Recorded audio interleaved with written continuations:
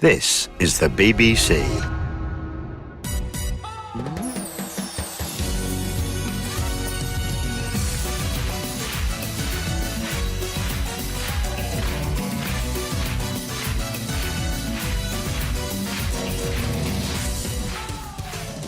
Hello, and welcome to Comedy of the Week. This is Sindhu Vee, and did you recognize that music?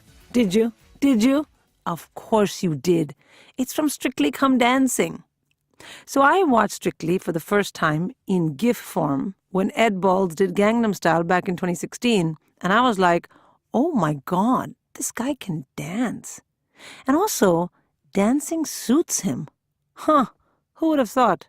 And then I didn't watch again until a fellow comic got involved this year. I say got involved. What I mean is danced and won many, many hearts. I'm talking about Susan Calman, obviously. Absolute pure joy. Full stop.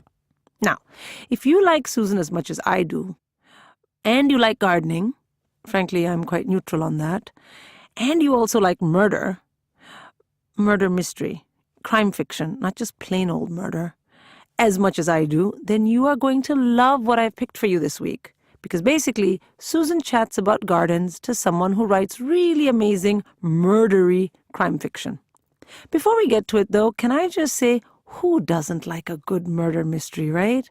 Oh, I love them so much. My favorite type of fiction by far.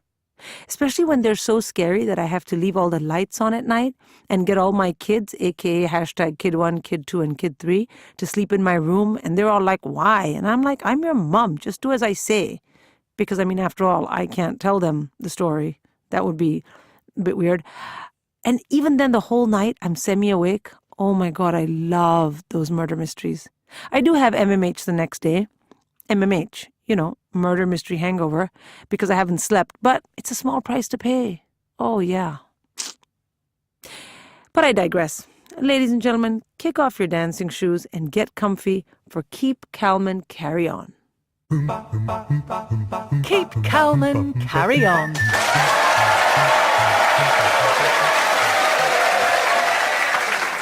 My name is Susan Calman, and I'm a very tense person. I know you're thinking, everyone's tense, Susan. That's one of the things we all know to be true, like the fact that any lesbian in a TV drama is going to turn out to be a psychopath. But as I always say, just because everyone else is stressed doesn't mean that I'm not much more stressed than them. I think it's partly because I travel a lot for work, and when I do, every single minute of every day is planned. I did a rough calculation. In the first 6 months of 2017, I spent 30 whole days on trains. That's over 300 hours. I reckon the only train I haven't been stuck on this year is Thomas the Tank Engine. But there is still time. Do you know what that does to someone? For someone with no patience like me to be so beholden to the whims of public transport in the UK. It's stressful. Dante's Inferno has nothing on the rail replacement bus service from Carmarthen to Coventry. In the last series of this show, I tried out some activities that my friends find relaxing in order to find some relief from my own head, and to a certain extent, it worked. So in this series, I'm going even further, asking 4 more friends who claim to find ultimate relaxation in activities that they love to take me along with them and show me how to enjoy it too, in order to help myself find even more inner peace. It's important that I do, because apparently I annoy people. Do you know, when Susan's particularly stressed, she deals with it in 2 particular ways. She will either have a temper tantrum like a toddler, or she'll just take to her bed like a Victorian lady taking the vapours. Is my wife there? But since the last series, things have changed. I've matured.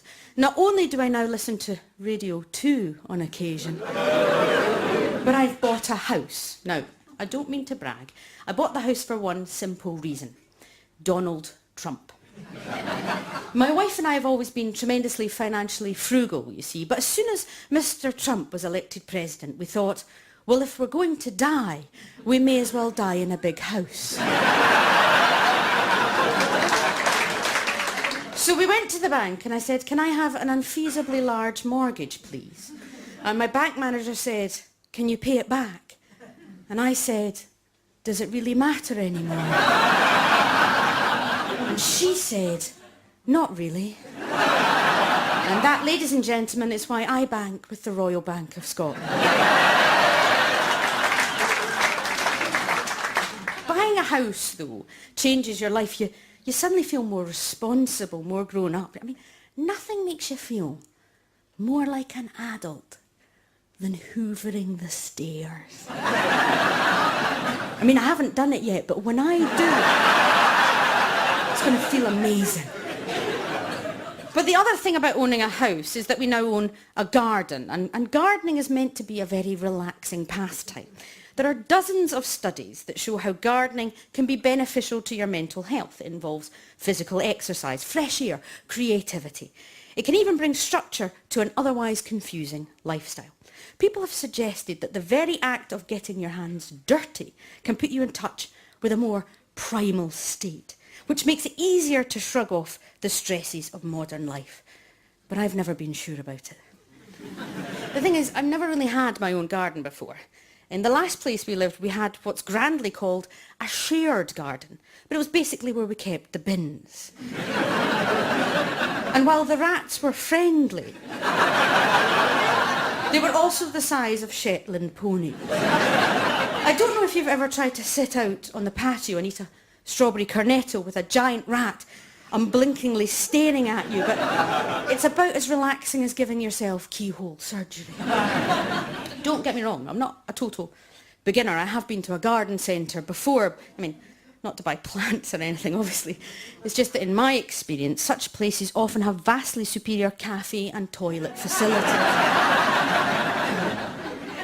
I think they're just trying to lure us non-gardeners in with top-quality Battenberg so they can brainwash us into buying shrubs. But I'm on to them. I got home recently, right, and there was an envelope by the front door. I said to my better half, what's that? And she giggled like this. She opened it up and held out a card like she'd just performed a magic trick. I said, what's that? And she said, loyalty card, Dobie's Garden Centre. I must have looked somewhat quizzical because she immediately shouted, 2 free hot drinks a month, Susan. They don't carry over. They don't carry over. She's marked in the calendar when we have to go and get these 2 free hot drinks. We've got a kettle of our own. I don't understand what the point is. So I figured, right, if I'm going to go to a garden centre anyway, I may as well give actual gardening a try. I mean, who knows? It might be good for me, and if not, at least I'll get a cappuccino out of it. When I told my wife I was thinking about learning about gardening for the show, she was very surprised and impressed with me. I think it'd be really nice if we could do the garden together, because I genuinely can't remember the last time I saw Susan do any physical labour.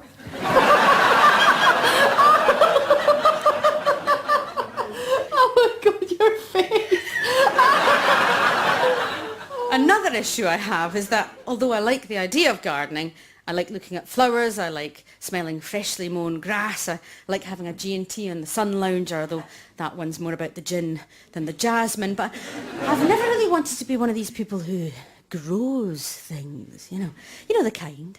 You go round to dinner and they suddenly look at you all expectantly and say, do you like the courgettes? Yeah, really nice. I really like courgette.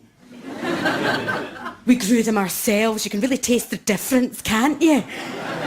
And you want to go, no, I can't actually taste the difference. They taste like courgettes, the bit of the meal you have to eat because apparently it's got vitamins in it. But you can't say that, because if you say that, they'll take you out and show you where they've grown the courgettes and describe the soil and the gloves they used, and before you know it, the dinner's cold and everything's ruined.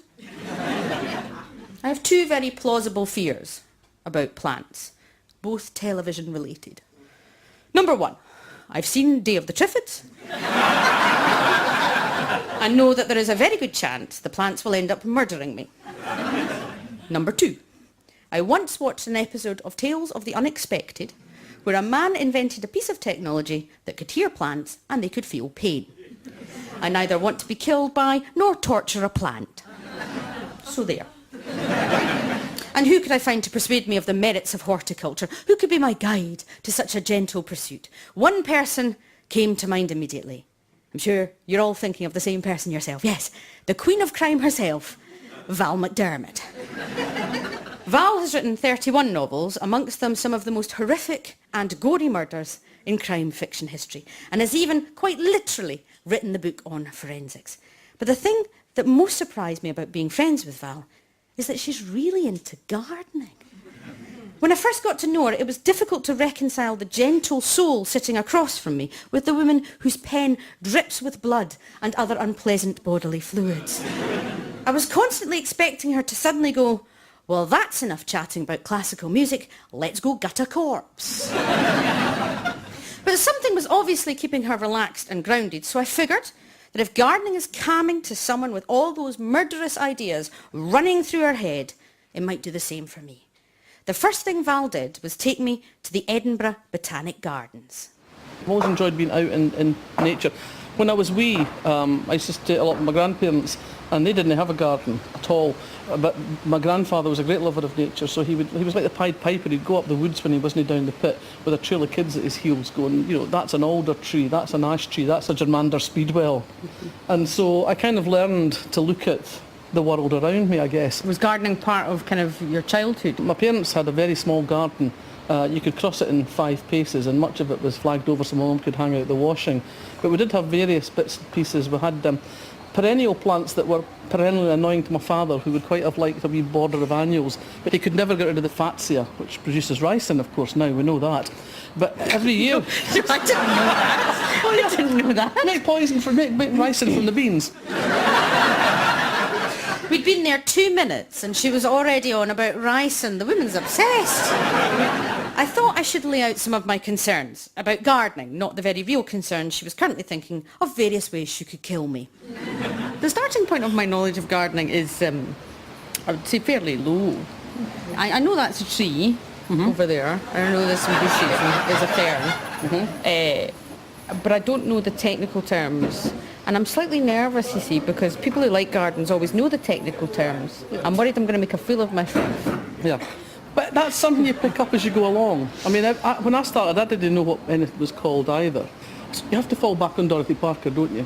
Yes. Yeah, she was asked once to come up with a sentence, including the word horticulture. Yes, And she said, yes. You can lead a horticulture, but you'll never make her think. Yes.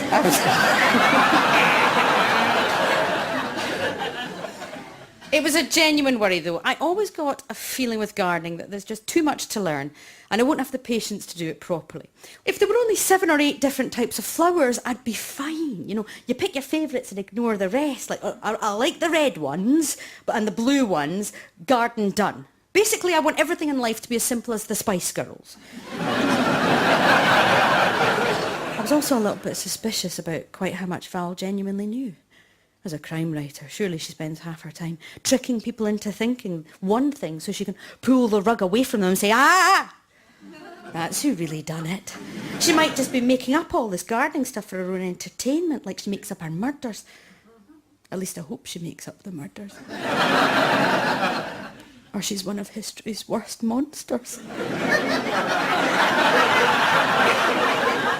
The great joy is putting something in, and then we're just standing here by this border, and there are these beautiful primulas. Did you know that before you saw the sign? Where's the sign? Val! So, oh, right, yes. Yes. Okay, so I genuinely didn't see the sign. So they're primulas. They're a particular kind of primula, the ones that grow up with these sort of little spirals like wee party dresses on the stem. And you just look at that, and does that not make your heart glad? It does. Yeah. They're beautiful. And you can grow things like that, really, with very little effort. You don't have to be, Bunny Guinness to get something to grow. Sorry? Bunny Guinness, she's on Gardener's Question Time. There's a programme on BBC Radio 4. Next you'll be saying there's a show called Women's Hour. But she started to put my mind at rest about getting it right the first time. The great thing about a garden is that it's not a fixed thing. You can have it one year and you put a plant in and you think, that didn't really work. So you can either move it and put it someplace else, or you can take it out altogether, give it to your next door neighbour, whatevs, and carry on and put something different in. So it's eventually you're aiming for this kind of, I suppose, ideal in your head. Like it's when you write a script, when you write a play, when you write a novel, you've got an idea in your head of what it's going to be like, and takes time to get it where you want it to be, and it's never quite right. The same with gardening in a way. It's quite creative and quite relaxing to do that planning. The thing that is quite enjoyable, I think, is the prospect of creating things. Almost a godlike ability to grow. That kind of appeals. Yeah. In terms of feeling somewhat like I'm a deity. Don't judge my lust for power, listeners. I'm just a simple girl with a simple desire for the power of life and death over all dominion. I was keen to impress Val, so I tested the water a bit. What do you think of people who don't like gardening? That's their choice. If they want to live a dull and miserable life, that's up to them. Well, everybody has a garden, in fairness, you know. True. Many people don't have the opportunity to discover the pleasures of gardening. This is my first time. I'm 42 and it's my first time. Yeah. I think a lot of people have your experience as children where, you know, they're given the menial tasks to do, none of the exciting stuff. So they never really get the chance to find out what it's like, and they're a bit frightened about it, they're a bit anxious about it. Like you, they feel they're going to be judged if their primula doesn't do well. I feel I'll be judged. I won't judge you, Susan. If you come round to my garden and it's not good, you won't judge me. I won't. I'll just have a quiet word with your wife. She knows how to terrify me, that woman. I decided the best thing to do was to be honest and lay out all of my worries about not being able to grow plants at all. So I turned to Val and said that I'm genuinely worried that I might just kill them all. But unfortunately, I said that at the exact moment a mother and child were walking past us. I have never seen anyone usher away their offspring so quickly. Once they were out of earshot, we talked a bit more about the connection between Val's work and her gardening. This is not necessarily something I would have associated with someone who writes the things that you write. So what does gardening do for you? It cheers me up. I mean, it's a pleasure of starting something and seeing it come to fruition. I mean, in a way, I suppose it is like writing in that sense. It's just about a different kind of thing. And you never know when a garden's going to provide inspiration. The poison garden and the anic garden was a starting point for a novel for me, which was based on vegetable poisons that people don't write about very much these days. You know, there's a lot of poison in Agatha Christie and Dorothy Sayers and that, but these days people go about it with guns and knives and things like that. And I thought, nobody's done a really good poison novel for ages, so I went to the poison garden and checked out all the plants there and used that as the basis for a novel. So, you know, that was an instance where the garden could also provide a road into darkness. Okay, talking about poisons might not be the most relaxing pastime, but walking through the Royal Botanic Gardens Edinburgh, looking at all the plants, was doing me a world of good. Is that a primula? That's the one I was just telling you about there. I just identified a primula. You're learning already, you know some... That's what just happened there. I just Primula identified a primula. biale. Oh my God, you knew that! You'll find as you go on that you develop fondnesses for particular families of plants. I've got a great fondness for penstemons. It's a great conversation stopper at parties. Can I ask why?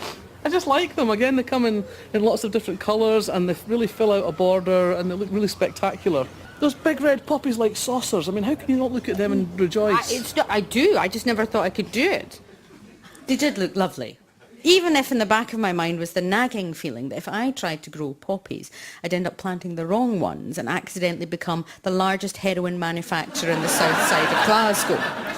I told Val a bit more about my worries. What if I didn't get it right? It's not a quick fix. It's something that gives you gratification over time. But once you start doing it, it gives you continued gratification. It's not just you do it and that's the pleasure and then it's done. It's this you do it, there's pleasure and there's more pleasure to come, and that feeds into extending your knowledge and your appreciation and making your own garden lovely. So this might be a long term. Mm-hmm. So it's not going to be one of those things that you can do immediately, like a good box set of Buffy. No. It's going to take you a wee bit longer than that. But it's exciting, and one of the other things I always like is particularly with planting bulbs. You know, you put a load of bulbs in the autumn. You go and get your kind of selection box of bulbs, and you put them in, and then you kind of forget about them. And then one day you just walk out the door and oh my goodness, I forgot about them. And suddenly you've got all these snowdrops or crocuses or grape hyacinths or something. You think, God, I forgot to put them in. Isn't that lovely? You are so cheerful when talking about gardens. I know. It is quite an infectious conversation to have with you. Good, good. The only time I've seen you this excited is when you were talking about whiskey. That seems to be the only other thing that you become as excited about. Well, books as well. Books, dead bodies. And of course, Nice, you're ruining it, Val. if you do have a dead body, of course, that's very good fertilisation for your soil. So many friends of mine love gardens. It makes them so happy. Do you think it's something, maybe I should do it with the wife? Would that be a nice thing to do? Is it a good, Yes, is it's it a good relationship thing? Look at those pigeons. They're about to make another pigeon.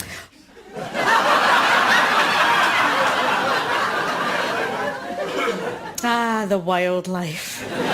There's another terrifying factor in the garden. Right, there are some animals I really like, and you know that. Everyone knows that. I mean, there are tribes in the Amazon who've never met a British person, but they still say, oh, Susan Calman, she's the cat lady, okay?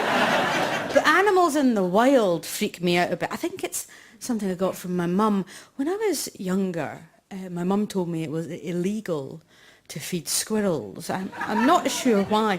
But I've never quite trusted them since. The last thing I want to be is out in the garden, you know, concentrating too hard on a spot of weeding, and before I realise what's happening, I'm being carried off by a load of squirrels like Veruca Salt. It's the thing about gardens is they can be many different types. You know, you can go for shrubs, you can go for flower beds, you can go for the sort of traditional country garden. Ooh, a country garden. With lots of perennials. Yes, which are things that last a long time. That last a long time and require relatively little care. So there's a sign here that says herbaceous border, so that's what you're looking at basically. Your herbaceous plants are your perennials. My herbaceous border? Herbaceous border, yes. You can't be an Agatha Christie spinster with a herbaceous border, except you're not a spinster anymore. No, I'm not a spinster anymore, much to everyone's Just surprise. get divorced so you can be an Agatha Christie spinster. So I feel like I'm turning into Miss Jean Brodie. Oh, heavens know what I'll do with my herbaceous border, Val. You can always get some scabious in there for it. What's some scabious? It's a plant. Is it? It's a flowering plant. These slightly feathery flowers that look a bit like thistles. But part of me has no idea if you're telling me the truth, because you're saying it with such absolute certainty. I could tell you anything. You could tell me absolutely anything. But this is Radio 4. Yes. And it will be listened to by people who know. And you know perfectly well that if I get these things wrong, I'm going to get a mountain of tweets and emails and complaints. I'll be on feedback. Dear BBC, I listened to Susan Calman's show and Val McDermid inappropriately mentioned a herbaceous border. I'm taking my life in my hands here, you know, because there's a lot of gardeners in this country. And, you know, if I make the slightest error, I've had it. Do you listen to Gardener's Question Time? Sometimes. I've never listened to it. I've never listened to the Archers, though, either. Aye, well, you see. I don't know what your garden's like, but if you've got stone walling at all... Oh, I do have. See, you can grow, you see over here, you see these sort of alpine plants. Right. And these are plants that will grow in amongst the stones. Oh, they're lovely, aren't they? They are lovely. There's a fancy word for plants that grow in between stones, and I can't mind what it is. It's litho something. Finally! Something Val doesn't know the name of! I decided not to let her live that down for the rest of the day. Not that I'm petty or anything. Unfortunately, I immediately ruined any chance I had of feeling superior to Val, possibly forever. Oh, there's so many. You start off small and you expand your knowledge. I mean, if you can do a law degree, Yes. you can acquire all sorts of trivial knowledge about all sorts of things. You'll do it very quickly. You can apply that kind of thing very quickly to learn about plants. Trust me, you're smart. Oh, that's quite a motivational talk, isn't it? I feel almost empowered. I feel like I should go to the garden centre now and get some plants of stuff. Hydrangeas, are they plants? Oh dear. Botanical gardens are all well and good, but I can't afford one of them myself yet. I'm not on the big Gardener's Question Time money. So we headed back to Val's house to see her own garden. At first glance, it was lovely and surprisingly tranquil. Yeah, it's lovely to sit out in the garden with a cup of tea and a book. You hear the birds singing, as you say, the wind rustling in the leaves. You smell the odd rose in the distance and various other plants in the garden that are fragrant. And it's really quite lovely. I'm constantly trying to find something which helps my brain switch off. Maybe I should make a meditation garden. I don't think you need to go that far, really. I think you just make it nice and comfortable to enjoy it. And You're so Scottish. You don't need to go that far, Susan, and have a meditation garden, for heaven's sakes. And you might even want to think about, once you've got your garden established and looking good, you could maybe have a wee shed at the bottom of the garden where you could go and enjoy your garden even when the weather is not clement enough to sit outside. Sit in the shed. Sit in the shed. It was only really when we were there, sitting in Val's garden, that I realised why she found it so relaxing. I'd always thought of gardening as a chore, something you had to do to make the garden right, like tidying the kitchen or waiting for your wife to hoover the stairs. But it's not a chore. It's more like delayed gratification. The very act of gardening itself can be relaxing, but it's also teaching you patience. If you put the hard work in now, a few months later, you get to sit back and appreciate it. It's an art. You know, like that painting of the dogs playing pool.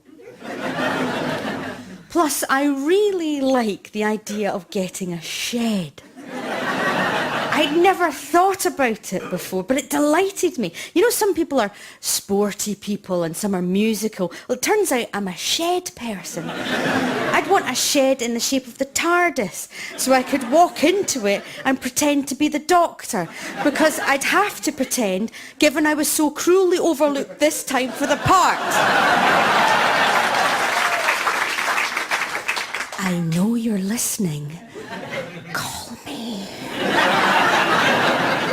Before I left, I had another look around Val's garden. It really was beautiful, and I started making plans about what I could do with mine.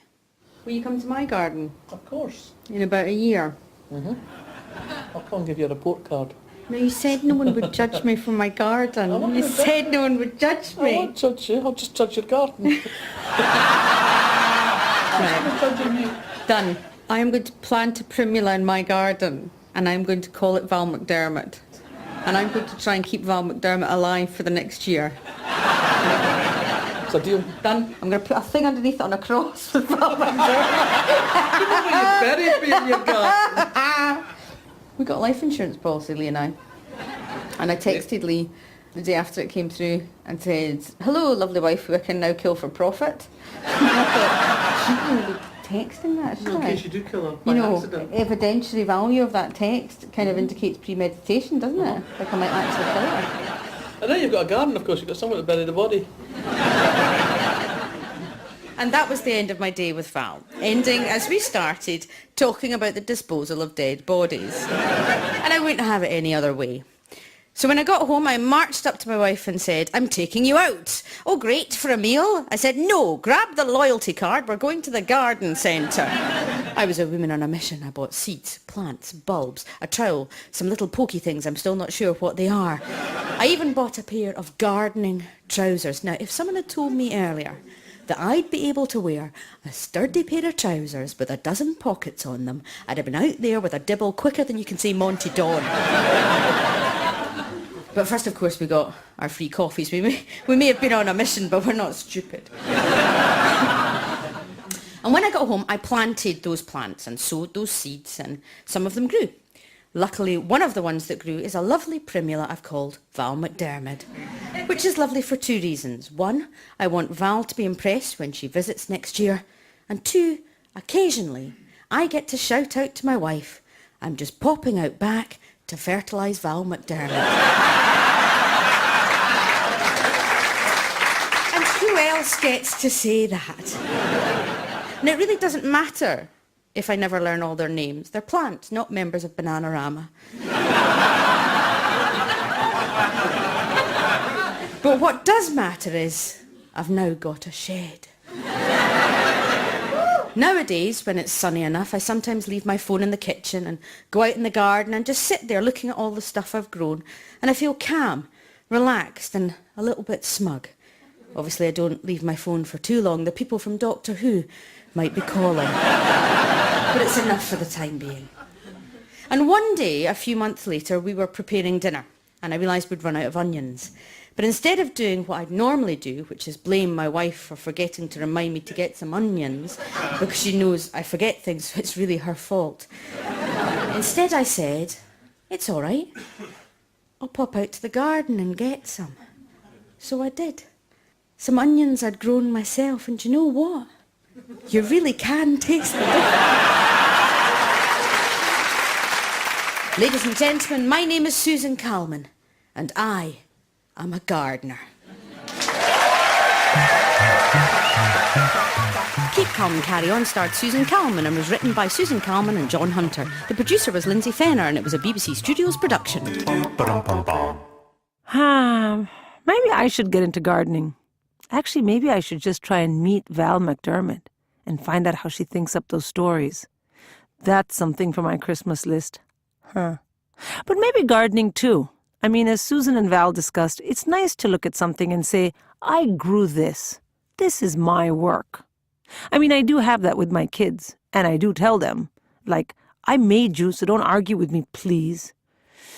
No, it's not the same thing at all, because gardening, as Susan said, is good for your mental health. Oh well. But look at the bright side. Plants aren't going to take care of me in my dotage. Swings and roundabouts. For more episodes of Keep Calman Carry On, go to the BBC Radio 4 website or listen on BBC iPlayer radio app. And don't forget, Calendula officinalis, Cosmos sulphureus, Fritillaria, Helenium. The 4 best orange flowers for any garden.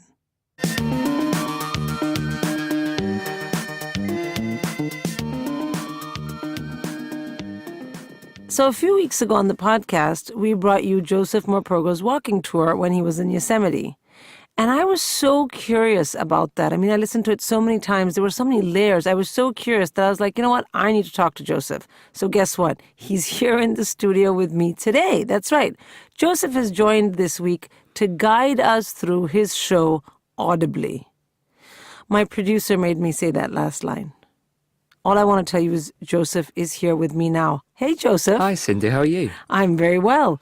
Wonderful to have you here. Yeah, great to be here. Thank you. And, okay, so I'm just going to jump into it. I've got a few questions. But, you know, some of the people who are listening to this won't have, much to their loss, heard the actual episode of the podcast. So can you set us up by just telling us a little bit about the show?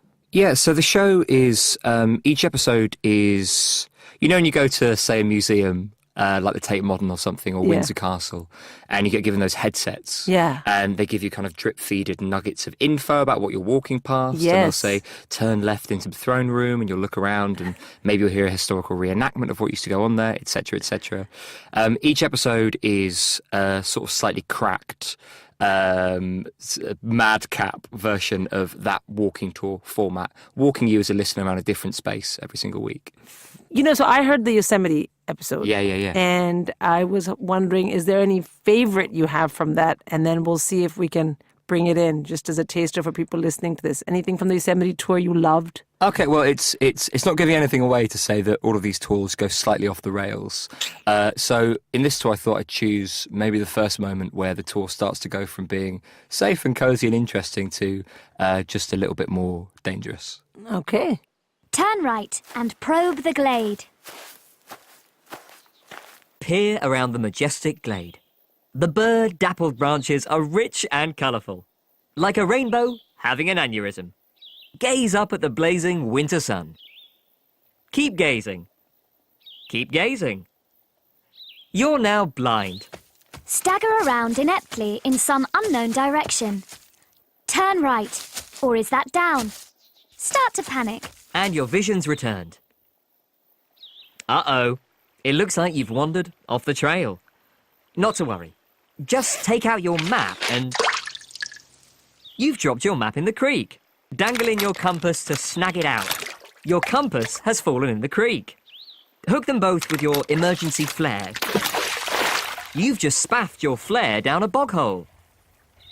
So I heard the one on Yosemite. That's the one on the podcast. Yep. But you have a couple of others. Yeah, so there's a pub tour of London's East End. There's one around the Louvre, the big art gallery in France, home to the Mona Lisa, and there's one around the childhood home of Dante, the great Italian poet. Inferno Dante. Inferno Dante, indeed. Yeah. Fantastic.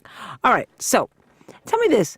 What do you hate about audio guides? Any pet peeves?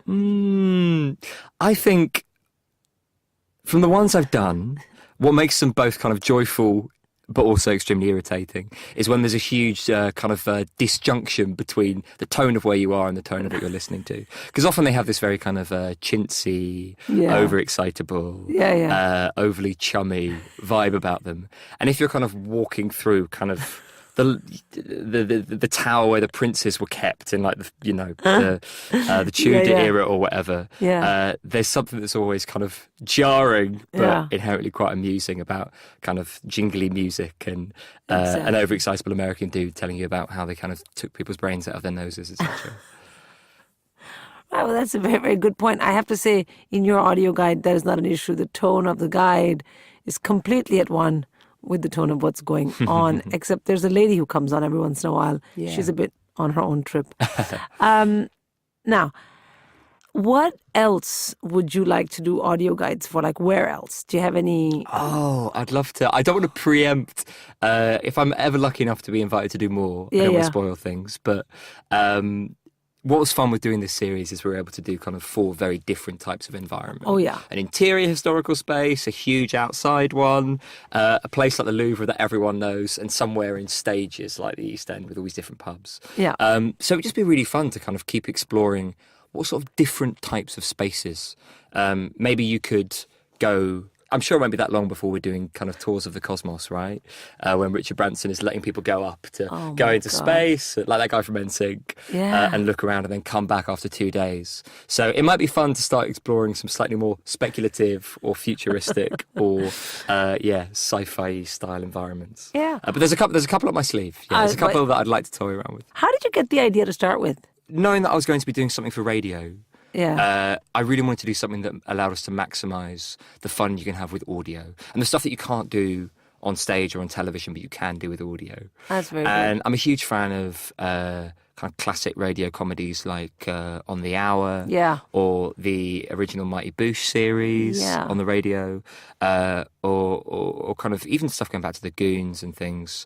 And the way in which they're able to conjure, but particularly those first two, these very immersive audio environments. And also I'm a fan of things like, I like sound art and I'm really into music and stuff. And so the capacity to kind of throw all of this into kind of one thing and do things that feel like proper audio experiences was always a starting point. And then the walking tour idea was a natural follow-on from that. Now, let me ask you this. This is my question. Do you think, when I say that, they're all my questions, but some are more mine. I've written some of them. Yeah, exactly, of course. Do you think there's a market for slightly kooky audio guides? Like a market. Like, could you have at the Louvre, could you have the regular guide, but for people who kind of have been there, like you're taking your kids, you're going for the 11th time in your life, you can pick up the kooky guide. Do you think there's a market? I've not been on them, but I think you can go and do those underground tours of Berlin. I've got some mates that have done those. I'm sure they're in all the capital cities where rather than going to like the big gallery and the embassy and the big market, you kind of go and see like old squats and go underneath railings and wire fences to go and look at kind of abandoned silos where artists are doing interesting and crazy things. So I know those things exist as physical tours. Right. So it kind of naturally follows that there'd be a kind of, if there's a market for kind of alternative walking tours, there must be a market for alternative guides too. Have you always been interested in audio? Like, how did you become an audio geek? Like, as a comic, where does that love of audio? Because a lot of comedians just like to stand on stage and perform. Yeah, my two big passions have always been music and comedy, pretty much from as early as I can remember. And I was a music writer for a while. That was my job before I was doing this, or some crossover while I was doing this. Yeah, I'm sure you find this with the work that you do as well. It's when you kind of throw all of yourself into something that you tend to get the most interesting and singular results. But I think it's great that you were able to say audio, music, radio, and then give us this. I think it's amazing. Oh, thank you. Cheers. Right, well, we're running out of time, but before we go, I got to ask, what are you up to at the moment? What else is going on? So in the start of the new year, in fact the first week, so straight after Christmas, I'll be doing one more week of my Edinburgh show, which is called Hammerhead, and that'll be at the Soho Theatre in London. Fantastic. And that show is a post-show Q&A for a kind of version of Frankenstein that, again, rather like these audio guides, starts to become increasingly mad and go increasingly horribly, horribly wrong. Oh, that sounds very interesting because, Frankenstein otherwise isn't increasingly mad and increasingly crazy. Oh, we've found ways to push it somewhere else, I can assure you, Sindhu. Fantastic. And that's the first week of Jan. First week of January, yes, 2nd to the 6th. Joseph, thank you so much for joining Thank you us. for your time. And I have to say, of all the audio guides I've ever had to listen to, yours was by far the funniest. High praise, thank you. So that's it for this week, folks. Don't forget, #Comedy of the Week to be in touch with me, to tell the whole wide world how much you're enjoying my company. And please subscribe to the podcast, review it. You know the dilly-o.